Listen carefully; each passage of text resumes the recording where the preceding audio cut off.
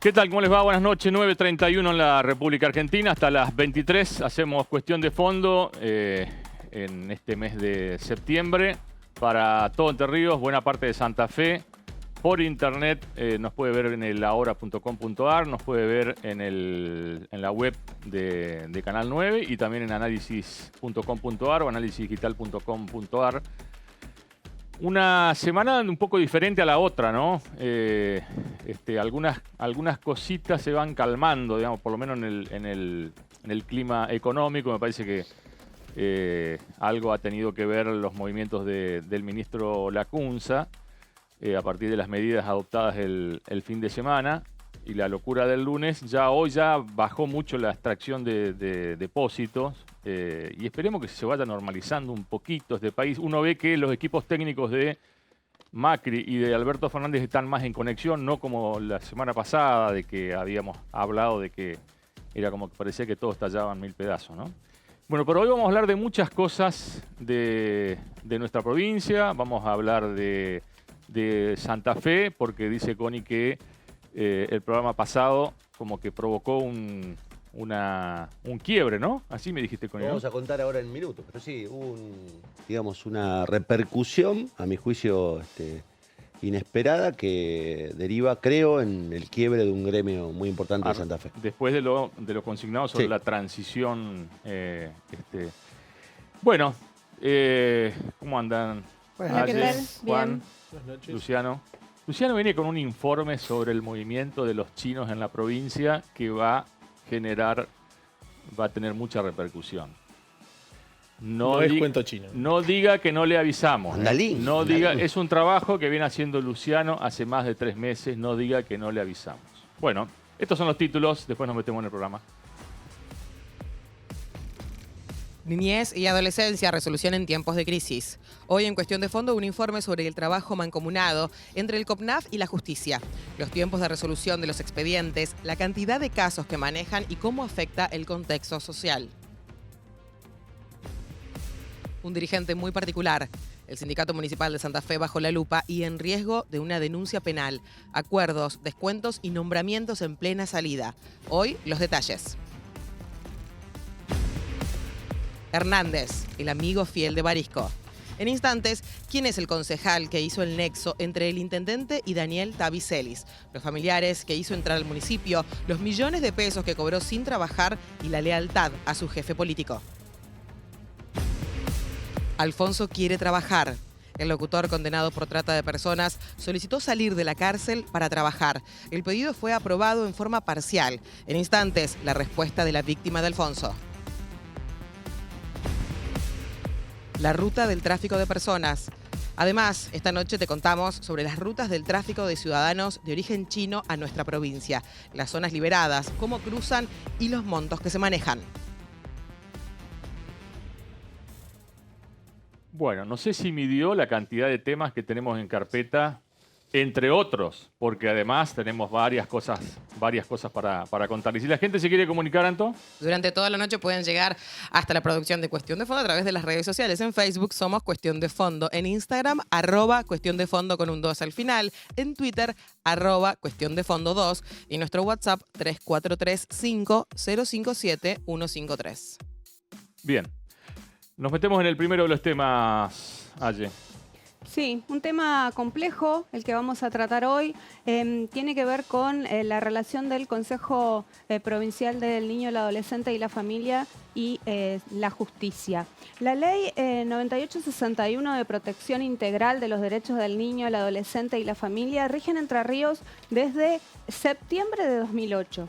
Es la cual cambió la denominación a lo que era el histórico Consejo Provincial del Menor por lo que hoy conocemos como el COPNAF. También lo que dispuso esta normativa fue darle al COPNAF ser la máxima autoridad provincial administrativa para garantizar y proteger estos derechos de los niños, niñas y adolescentes de la provincia de Entre Ríos. Una situación sumamente compleja, un organismo sumamente complejo, no solo por la cantidad y la diversidad de problemáticas que trata, sino porque justamente atiende a un sector, uno de los sectores más vulnerables de la población, como son justamente los niños y los adolescentes. En esa complejidad, el Consejo del Niño y el Adolescente tiene que trabajar en muchos casos en relación con la justicia. Por eso el interrogante fue: ¿en qué casos se plantea la necesidad de injerencia del Poder Judicial? ¿De qué modo se realiza ese trabajo mancomunado? Y si efectivamente eso se está desarrollando en condiciones óptimas. Por eso estuvimos dialogando con la presidenta del CONAF, con Marisa Paira, quien nos cuenta cómo es este trabajo y responde a algunos de estos interrogantes. Estamos trabajando en este momento con UNICEF dentro del Consejo de Políticas, dentro del Observatorio de Políticas Sociales, una estrategia de costeo del organismo que implica poder costear las intervenciones básicas que tiene que cumplir por ley, fundamentales, que son indelegables, que tienen que ver con esto, y donde se analizan los recursos existentes y la necesidad de fortalecimiento de recursos. En 3 años y medio hemos ido fortaleciendo fundamentalmente todo lo que era el interior de la provincia a través de las coordinaciones, no solo con creación de nuevos espacios, sino con capacidad técnica efectiva, ¿no? Que tiene que ver con esto. Por supuesto que en el contexto social hoy, con un 50% de los niños y adolescentes bajo la línea de pobreza, con una dimensión de pobreza multidimensional, donde todos sabemos que esto implica en mayores situaciones de violencia en el seno familiar, de maltrato, de dificultades ligadas al consumo, los recursos que uno no tiene no son correlativos con la necesidad de acuerdo al aumento de la demanda que tenemos hoy. Ahora sí hemos tratado de desarrollar, por un lado, fuertes estrategias territoriales y de capacitación del personal. A mí me parece que en esto es importante marcar la disponibilidad del personal y la flexibilidad que tienen que tener para todas estas temáticas. Porque un profesional en un servicio de protección en Paraná, que son 5, trabaja con todo el primer nivel de atención de lo que emerge. ¿Cuántos son en total los profesionales? Los profesionales en la provincia son alrededor de 400 y algo, me parece. 480, creo. Me parece que alrededor de 480 con diferentes distribuciones. Porque hay Paraná con 5 servicios de protección, Concordia con 5 servicios de protección, Victoria con 2. ¿Qué pasa con los tiempos de atención de cada uno de los casos que van teniendo? ¿Hay un tiempo estipulado, tanto que ustedes como para nosotros y para la ley están estipulados, digamos, también en el código y en la ley respecto de las medidas de protección, la posibilidad de renovación de las medidas de protección excepcional y el seguimiento que se va realizando en eso, donde en algunos podemos tener más dificultades y en otros vamos acordando criterios. También implicó una interpelación importante para el organismo y que uno celebra el sistema oral en el proceso de familia, porque esto a nosotros nos implica una movilidad en los profesionales, en estar en las audiencias y también en estar en la atención directa, en la programación de los turnos, o sea que bueno, todo otro proceso de reordenamiento dentro del propio organismo, ¿no? ¿Suele haber casos en los que, por ejemplo, ustedes necesitan una decisión judicial y suele haber demoras o al revés, digamos, que la justicia por ahí disponga de algunos oficios o situaciones en los que haya demoras desde el intimaciones de la justicia cuando algunos oficios no se han podido cumplimentar en tiempo y forma, porque bueno, también en relación a la demanda a veces algún oficio tal vez no se pudo cumplimentar. Y por ahí nosotros planteamos en algunas situaciones, sobre todo cuando pedimos declaraciones de preadaptabilidad, que implica un ida y vuelta judicial, que a veces no es solo demora, sino la necesidad por parte de uno u otro organismo de cumplimentar otros informes o otros datos que posibiliten trabajar más articuladamente. Bueno, ¿qué sucede con la situación de los tiempos de los expedientes? Todos los entrevistados que vamos a escuchar hoy coinciden en que hay tiempos establecidos por la ley, pero al tratarse de situaciones de niños y de personas y de familias, esto es muy difícil de que sea una situación estanca, digamos. Todo se va manejando y se va tratando de superar. algunos datos concretos respecto del Consejo del Menor. Atiende situaciones de niños y adolescentes de 0 a 18 años. Tiene a su cargo 17 coordinaciones departamentales, 83 áreas de niñez en conjunto con municipios y juntas de gobiernos en toda la provincia. 89 espacios de cuidado infantil que atienden a la primera infancia, esto es, a niños de 0 a 3 años. Otros 33 centros de día que atienden a la segunda infancia, los niños de 3 años y hasta antes de que sean adolescentes, los 12, 13 años. Y además tiene a su cargo 35 residencias, entre las que son propias del CONAF y aquellas que se manejan en conjunto con ONGs u otras instituciones, como es en la ciudad de Paraná el Hogar Ángeles Custodios. En total, en las residencias del CONAF hay cerca de 480 niños, entre 480 y 500 niños. Y a su vez, como decía Paira, los profesionales del organismo son más o menos un número similar, unos 480 para atender, ya decíamos, infinidad de situaciones que van desde situaciones de vulnerabilidad social, situaciones en las que los padres no pueden realizar el cuidado de los niños a raíz de la situación del contexto económico y social, y también otras situaciones como son maltrato y abusos que allí es donde se requiere la injerencia de la justicia. Cuando hay una vulneración grave de los derechos, se toma lo que en el CONAF se denominan medidas de protección extraordinaria, que son medidas en los casos más graves donde a los niños se los saca de su ámbito familiar y van a parar a estos centros de día, o en algunos de los casos también son llevados con otros familiares. Allí es donde entra el trabajo de la justicia. Y estuvimos también charlando con el defensor general de la provincia, Maximiliano Benítez, quien nos da su punto de vista respecto de este trabajo en relación con los niños, los adolescentes y el CONAF. Hay muchísimas más intervenciones, nosotros lo vemos en las defensorías, en todas las defensorías, es decir, no solamente en la defensoría de civiles o en la defensoría de niñez, sino también en las defensorías penales. El número de delitos ha aumentado en forma considerable y siempre que aumenta en momentos de crisis, aumenta el número de delitos. En las defensorías civiles hay muchos papás que pagaban una cuota y que no la pueden seguir pagando porque perdieron el trabajo o por X circunstancia. Entonces todo eso repercute en la Defensoría y repercute en el CONAF también. Vuelvo al tema de los plazos, de los tiempos para resolver. Sí. Usted me dice, hay plazos estipulados que deben Hay plazos estipulados que deben cumplirse, sobre todo con respecto a las medidas excepcionales. Hay plazos estipulados. Y en algunas oportunidades se cumplen, ¿no es cierto?, que en la mayoría de los casos, y en algunas oportunidades no se cumple. Ahora, ¿por qué no se cumple? Porque cuando nosotros trabajamos con seres humanos, es muy difícil estipular un plazo determinado.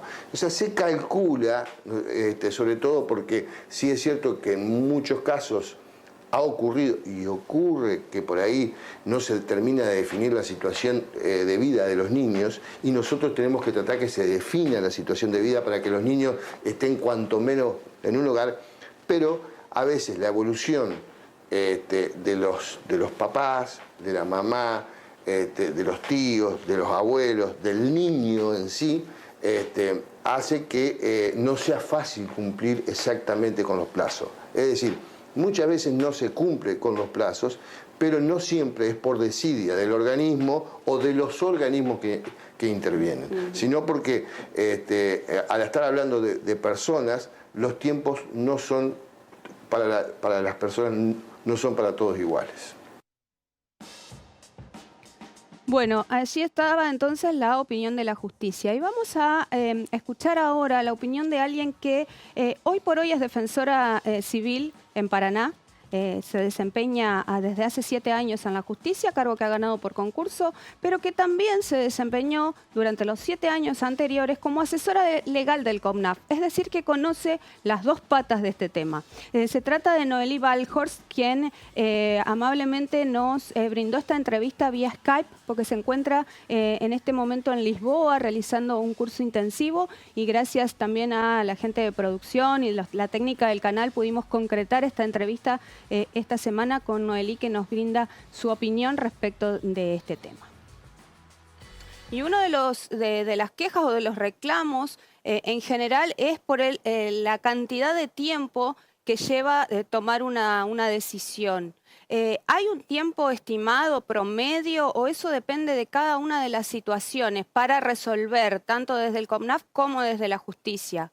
Una de las mayores cuestiones en las que hay exigibilidad concreta por parte del Código Civil y que implicó una modificación concreta en el Código Civil, a partir del Código Civil actual, que está vigente desde agosto del 2015, fue justamente los plazos que debíamos tener, tanto el Consejo Provincial del Niño como nosotros, desde el Poder Judicial, en definir esas cuestiones.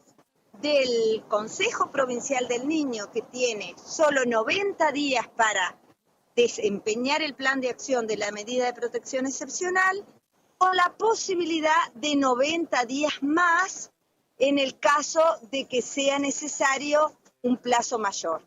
Pasado esos 180 días, o sea 90 días más 90 días, hay que definir la situación de adoptabilidad. Ahora, hay cuestiones que no son tan simples de decir 90 más 90, 180, y entonces yo declaro la adoptabilidad de un niño. Hay niños con problemas de salud, hay madres o padres con problemas de salud, y eso probablemente exija un tiempo que no puede estar en ese plazo de los 180 días como máximo. ¿Es óptimo el servicio que brinda el CONAF en conjunto con la justicia ante estas situaciones en las que deben también intervenir la justicia? Yo creo que hay muchos estamentos del Estado y en eso creo que en la justicia también nos tenemos que incluir, que podríamos ser mejores, y en eso sí puede ser que necesitemos más recursos todos. Yo creo que el Estado en sí, el Estado, no solo el provincial, sino también el nacional, en los sectores que son más vulnerables, a mi criterio, desde esta mirada parcial, son sectores descuidados, donde hay mucha exigencia de la afuera, pero al momento de darnos los recursos, esto está restringido. Por supuesto que quizás en el Consejo también falten profesionales. No trabajamos como debería ser. Entonces, si tuviésemos tanto los profesionales del CONAF unos ingresos más parecidos a los nuestros desde el Poder Judicial, creo que también estarían más motivados para continuar en esa labor. Que no trabajamos como corresponde, y no, la verdad que muchas veces uno querría trabajar más tranquilo. Se puede, y quizás si nuestros dirigentes pudiesen comprender nuestras calidades de trabajo, se mejorarían. Pero la conflictiva es tan grande, y sobre todo en estos momentos que corren, donde hay tanta vulnerabilidad, primero desde lo económico, pero también desde otras cuestiones como la falta de educación, la falta de salud, la falta de preparación laboral, tantas otras cosas que influyen para que después tengamos que adoptar medidas de protección excepcional, que creo que responsabilizar al Consejo del Niño, descontextualizándolo de la realidad social, de la realidad provincial, de todas esas cuestiones, es muy injusto también.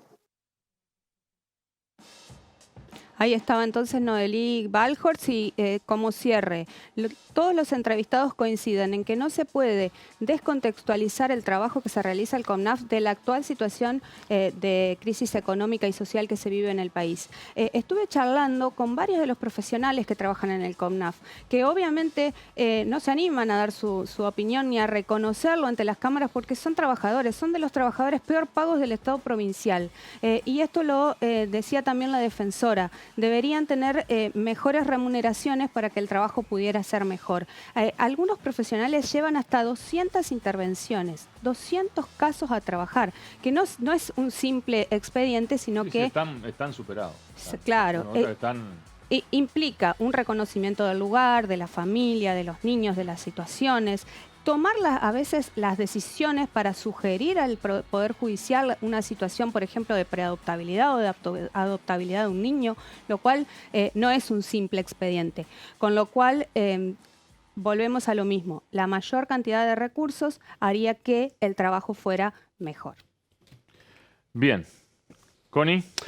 Bueno, el miércoles pasado hicimos un informe sobre la transición en Santa Fe, ¿lo recuerdan? Sí. Dijimos que en la negociación de transición, el gobierno municipal saliente había informado que en Santa Fe había 3.650 personas en planta. ¿Se acuerdan? Bueno, en un ratito vamos a escucharlo al secretario general de ASOEM, el gremio municipal, decir una cosa bastante diferente. Primero les quiero contar esta información que salió hoy, que nosotros la íbamos a contar como un anticipo, pero que finalmente se hizo pública porque de algún modo terminó derivando aquella información que diríamos el miércoles en esto que vamos a mostrar en cámara ahora. Una información publicada hoy en el diario El Litoral y en todos los diarios de Santa Fe. Dice: trabajadores de municipios y comunas del departamento de la capital conformarán un sindicato único. Ustedes se enterarán y dirán: ¿de qué está hablando este tipo? Estoy hablando de que hasta hoy todos los municipios del departamento de la capital, hablamos de Santa Fe Capital, hablamos de Recreo, de la nueva ciudad de Rincón y de las comunas de Montevera, Sauce Viejo y Candioti, estaban representadas por un sindicato que se llama ASOEM. Hasta hoy. ¿Qué pasa con ASOEM? Y de eso vamos a hablar. ASOEM es el gremio de empleados municipales que viene llevando adelante, casi de manera coordinada con el intendente saliente, la administración de los recursos de los empleados municipales y que tiene una ruptura con la FESTRAN, que es la Federación de Empleados Municipales, lo que sería la organización de segundo grado y que es la que se encarga de confrontar o representar a los municipales en las paritarias. A partir de la ruptura de FESTRAN con ASOEM, el gremio de la Municipalidad de Santa Fe y de los municipios que forman parte junto a las comunas del departamento de la capital, a partir de ese enfrentamiento empezaron a notarse cosas que desde el miércoles pasado, una vez que hicimos público este dato, los propios empleados municipales dijeron: no, me parece que hay algún error en la información o nos están ocultando algo. Bueno, les están ocultando algo. ASOEM está pasando por estas horas por una crisis muy grande porque los propios empleados municipales están tomando la decisión de escindirse. A partir de descubrir que los números en la Municipalidad de Santa Fe, particularmente con el apañe de los dirigentes sindicales y puntualmente con su secretario general, Juan Orlando Medina, les estaban mintiendo y les estaban otorgando aumentos menores y atrasados al del resto de los municipales de Santa Fe. La primera parte de este informe es un hallazgo. Me lo recordó un colega hoy, yo no lo recordaba tan patente, pero hace 2 o 3 meses, fíjate cómo es la vida, ¿no? Hace 2 o 3 meses yo hablé con Juan Medina, lo había olvidado. Era una escandalosa nota que hicimos en el aire de la radio Aire de Santa Fe, a partir de una denuncia que se formulara en Santa Fe porque uno de los famosos empleados bajo la categoría de lo que se llama la practicancia, había recibido una amenaza de que si no militaba para el oficialismo iba a ser echado. La característica es que esa empleada estaba embarazada y además llevaba 12 años de antigüedad como practicante en el municipio. Tras aquella denuncia, yo me acuerdo de haberlo llamado a Juan Orlando Medina y tuvimos una larga conversación. En este extracto de la charla, Medina confiesa cosas que contradicen lo que la municipalidad está informando a la nueva gestión. Escuchen.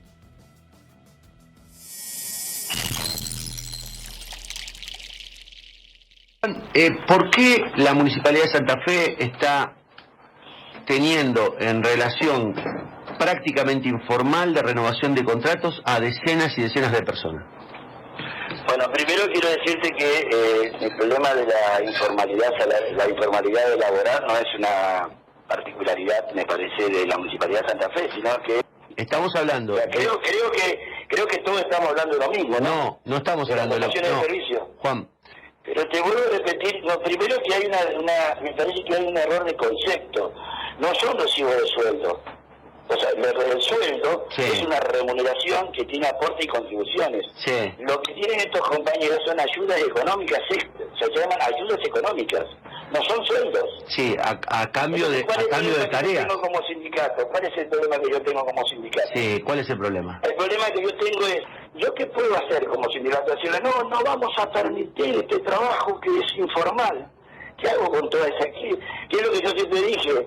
Mirá, yo la verdad que no quisiera ese tipo de trabajo en el municipio de Santa Fe, ni en ninguno de los otros municipios, pero ¿qué hago ante el Estado que necesita hacer este tipo de política de gestión? Porque si no, esa gente estaría en la calle. Pero ¿sabés qué pasa? Entonces, lo que digo es, bueno, está bien, ¿qué es lo que hizo el sindicato? Generó un proceso de ingreso a la planta municipal. De hecho, lo que nosotros hicimos en los últimos 8 años aproximadamente, entraron cerca de 4.000 personas a la formalidad de la Municipalidad de Santa Fe.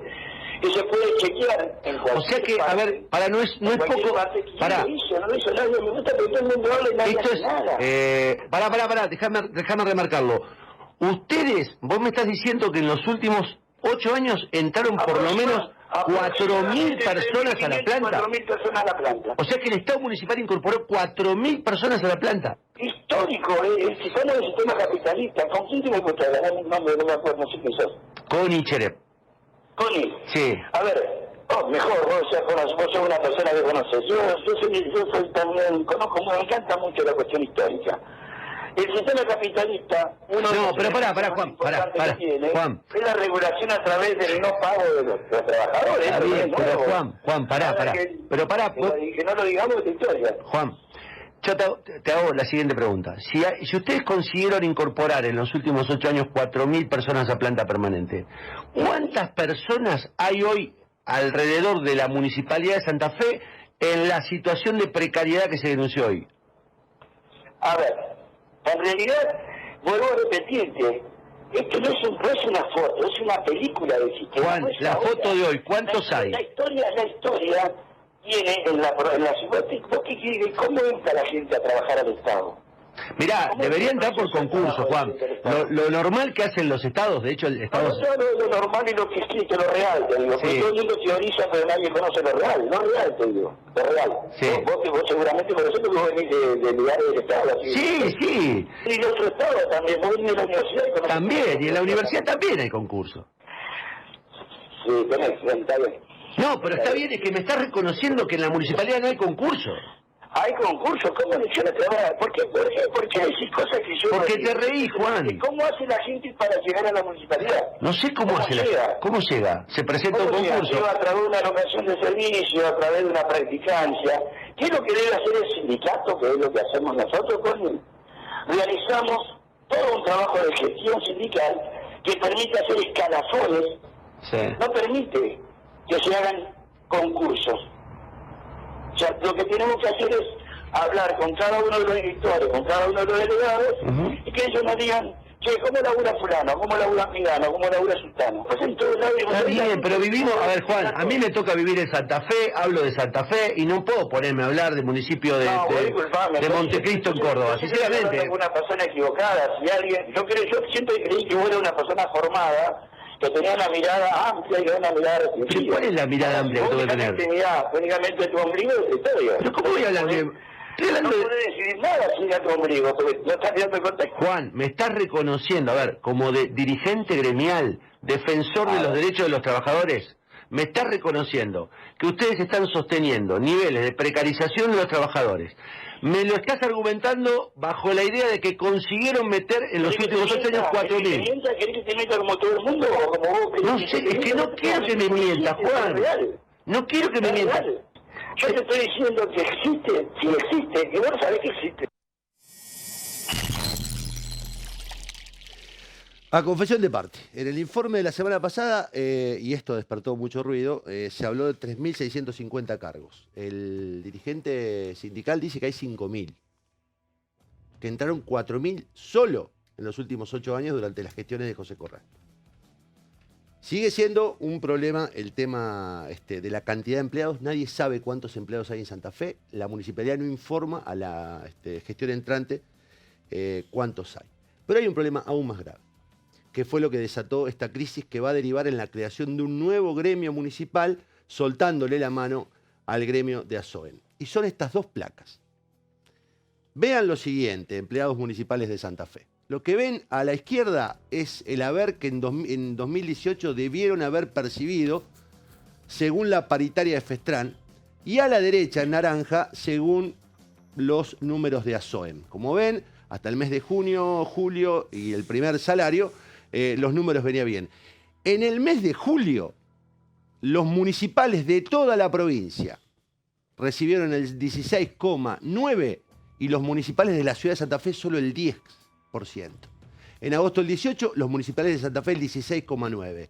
En septiembre el 25,7%, los municipales de Santa Fe el 18%. En octubre el 33% y así sucesivamente. Eso es obviamente el monto acumulativo. Pero con un dato más grave, que es el que vamos a mostrar en la placa siguiente, la del año 2019. Ahí vemos que también hay diferencias entre lo acordado por Festrán y lo que acordó la Municipalidad de Santa Fe con el gremio de ASOEM, y válido para los municipios de Santa Fe, Santo Tomé, Sauce Viejo, Rincón y todas las localidades del departamento de la capital. No solamente perciben menos aumentos, sino que el secretario general de ASOEM reconoció en estas horas que no liquidaron, y ellos negociaron y acordaron, todo el aumento por cláusula gatillo del 2018 y acordaron recibirlo en el 2019. Esto representa, de acuerdo a los números que nos informaron hoy desde Festrán, una cifra cercana a 100 millones de pesos que fueron retenidos el año pasado para ser cancelados este año recién. Con un agravante, bajo la modalidad de una suma no remunerativa. ¿Qué significa esto? Que Santa Fe Ciudad, Santo Tomé y todos los gremios y todas las localidades del departamento de la capital retuvieron dinero, no pagaron el dinero que correspondía a los aumentos del 2018 y acordaron pagarlos en el 2019 en 2 cuotas con cifras no remunerativas, con lo cual no se computan allí ningún gasto de referencia vinculado a lo social. Hoy me decía un dirigente sindical, que es uno de los miembros de esta nueva mesa que mostramos en la primera placa, este nuevo gremio que se está armando entre todos los sindicatos, que si uno agarra esos 100 millones de pesos en el año 2018 y lo pone en un plazo fijo, al año 2019 tendría 170 millones de pesos. ¿No? O si compraban dólares, tenían 250 millones de pesos. Pero los empleados de Santa Fe les pagaron en pesos con los porcentajes acordados en 2018 y en condiciones no remunerativas. Esto provocó un escándalo, una crisis que pone, repito, en riesgo la subsistencia de ASOEM. Primero porque hay una amenaza muy concreta de denuncia penal. Segundo porque ya hay una decisión política aceptada y respaldada de Festrán, que conduce Claudio Leoni, no de pedir la intervención del gremio, sino de armar una organización paralela al gremio a los efectos de seguir impidiendo este tipo de acuerdos inmorales y, por cierto, muy oscuros, que ponen en duda qué se hizo con el manejo del dinero de los municipales. Y porque me llegó tanta información, esto se lo decía Daniel hoy, desde que terminamos el programa del miércoles, no pararon de mandarme información los empleados municipales. Es impresionante. Me mandaron informes sobre la caja municipal. Están paralizadas todas las jubilaciones municipales, salvo la de los amigos de algunos funcionarios. Están paralizados supuestamente los nombramientos, con excepción de algunos nombramientos de familiares personales de funcionarios, de funcionarios municipales que han pasado raudamente de categoría 2 a categoría 16, de un día para el otro, con aumentos importantes de sueldos, pero además pasados a planta permanente. Todo esto no está siendo informado la gestión nueva, que no sabe con qué se va a encontrar. Yo les digo, si pudiera desarrollar toda la información que tengo sobre la mutual de ASOEM, sobre las sumas en negros que están afectando a la caja de jubilaciones, sobre los bienes personales del propio Juan Orlando Medina, que estamos averiguando porque dicen que tiene una casa que no puede justificar ningún dirigente sindical, y aquí voy a ser el primero en desmentir aquello de que en Santa Fe no ocurren las cosas que ocurren en Entre Ríos. Digo, de verdad estamos en presencia de un escándalo, de una situación muy delicada que tuvo como comienzo el hecho de que los empleados, buena parte de los empleados municipales, han decidido romper con el gremio y comenzar una nueva etapa. Bien, la falta de información también sigue en Paraná, digamos, ¿no? La pregunta que todos los habitantes de Paraná se hacen es ¿dónde está Sergio Barisco? O sea, Sergio Barisco supuestamente está en Paraná, no se muestra. En principio recién aparecería el 19 de septiembre cuando arranca el juicio oral y público por la causa narcoavioneta y narcomunicipio. Incluso su abogado Cuyen, uno de sus abogados, dijo hoy que estaba dispuesto a declarar apenas arranque Sergio Barisco. Pero el tema es que desde el sector de Adán Val siguen reclamando información y no se la dan. O sea, no hay... Son solo promesas. Pero veamos lo que nos decía Santiago Valle, que es integrante del equipo técnico que está trabajando en esta etapa de transición. A ver. ¿Qué ha sido lo más difícil en esta etapa de transición en el municipio? Bueno, todo ha sido difícil. Todo. Sobre todo, en primer lugar... nos han brindado poca información respecto a la situación actual del municipio. Y segundo, lo difícil es que la información que nos han brindado denota que la situación económica y financiera, con esa información parcial, a mayo de este año, es muy complicada y casi insostenible. Estamos hablando de que en 4 años ha aumentado la planta del personal en un 50%, es decir, hay un 50% más de personas. O sea, pasó de 6.000 y algo a casi 10.000. Sí. Por ahí. No tenemos la información digamos, detallada, digamos, ese es un gran problema. Y segundo, que en segundo lugar, además de esa información, digamos, que ya es alarmante, en el contexto electoral, digamos, se ha aumentado un 20% esa planta de personal. Entonces, bueno, de alguna manera esa cuestión a nosotros nos tiene alerta porque, bueno, tampoco no se ve redundado en servicios para la ciudadanía. ¿Y los números, digamos, o sea, qué indican, digamos? Porque el municipio, uno recuerda cuando arrancó, tenía mucho dinero en los bancos, digamos, que había dejado incluso la gestión de Blanca Osuna. O sea, si eso sigue, incluso tenía depósitos en dólares, que hoy, digamos, el dólar entre el 2015 y hoy aumentó muchísimo, digamos, ¿no? Sí. Como que se ve favorecido el municipio con esto. Bueno, según la información con la que contamos, esos números ya no están más, esas cuentas se han ido gastando e incluso, bueno, hasta el presupuesto, digamos, en algunas partidas presupuestarias a junio de este año se han consumido en un 90%, es decir, parecía que el año para Barisco terminaba el 9 de junio, tanto para él, tanto para la gestión como para él, es decir, hasta el 9 de junio teníamos un intendente que iba a los barrios, que hacía campaña electoral y que decía que estaba bien para gobernar 4 años más. Y ahora resulta que en estos 6 meses no se sabe dónde está. ¿Nunca hubo intentos de diálogo entre Val y Barisco? Hubo intentos posterior a las elecciones. Recordemos que bueno, no hubo contacto por un tiempo y después hubo esa reunión. El mayor hecho político fue esa reunión que tuvimos algunos integrantes del equipo del vicegobernador con el intendente actual, con Barisco. Pero después no hubo más diálogo. ¿Y en ese encuentro que se realizó arriba del Barestón, ¿Qué dijo Barisco? O sea, ¿cuánto tiempo estuvo con ustedes? Y habremos estado aproximadamente 20 minutos, media hora con él. Sí. ¿Y él qué decía? Él decía que estaba toda la predisposición, que estaba abierto las puertas del municipio para la información que nosotros podíamos tener, digamos, o querer. Y bueno, y se mostró predispuesto para eso, digamos, incluso con los funcionarios actuales del gobierno, ponerlos a disposición para, bueno, entablar un diálogo, que de alguna manera se dio en ese momento, pero después se fue diluyendo. Barisco es el intendente y es jefe, digamos, y es el líder. Y bueno, hay información y hay cuestiones que la tiene que resolver él, digamos. Es decir, no, por más de que contemos con buena fe de ciertos funcionarios de él, es información parcial, digamos, es sobre un área, sobre un tema, que bueno, que a nosotros nos interesa, pero necesitamos información de todo el municipio. No podemos contar con, no, del área legal tenemos esto, del área de Hacienda tenemos lo otro.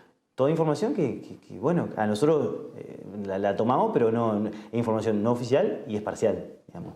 Y la información oficial que tenemos es a mes de mayo, es decir... ¿A mes de mayo? A mes de mayo. Entonces, bueno, ha pasado tiempo, pasaron muchas cosas, incluso en la ciudad y en Argentina. Entonces, bueno, tenemos información actual. También se hablaba, Santiago, de que la idea de Val era de que ya antes de finalizar este mandato, ver la posibilidad de que se declare la emergencia, digamos, ¿no? Una emergencia económica, digamos. ¿Ustedes insisten con esa posición respecto de los concejales para ver si se puede avanzar o no? Y no, a ver, en realidad, bueno, todo eso va a ser cuestión para después del 10 de diciembre. Hoy en día está presentado el proyecto de emergencia. Pero por lo general, claro, por eso por lo general casi siempre se acuerdan eso de decir, bueno, que el intendente saliente acuerde la emergencia para aliviarlo un poco al intendente entrante, digamos. O sea. Bueno, eso, como no hay diálogo entre las partes, no se puede conciliar eso. Es decir, desgraciadamente no se puede. Pero bueno, va a ser un tema, si la situación sigue así, para tratar después del 10 de diciembre. Hoy se presentó un proyecto, veremos si se trata, si no se trata, si se trata con los concejales. Hay un proyecto presentado de emergencia ya. Exacto, sí. Así que bueno, veremos si es tratado y de qué manera. Es decir, pero bueno, como te digo, a priori, digamos, viendo la situación como la vemos, es caótica. Bueno, la palabra de Santiago Halle, hijo del ex intendente José Carlos Halle y de la actual ministra de Gobierno Rosario Romero de Halle. Queda, no se olvide, el informe de Garro que va a generar mucha repercusión sobre el tráfico de personas que hacen los chinos en nuestra provincia. Queda el informe sobre Alfonso y la respuesta desde el exterior de la víctima del caso Alfonso. Queda el informe en torno al concejal Hernández de Juan y queda el picadito que no se lo pierda porque hay toda una serie de datos que van a generar conmoción. Pausa.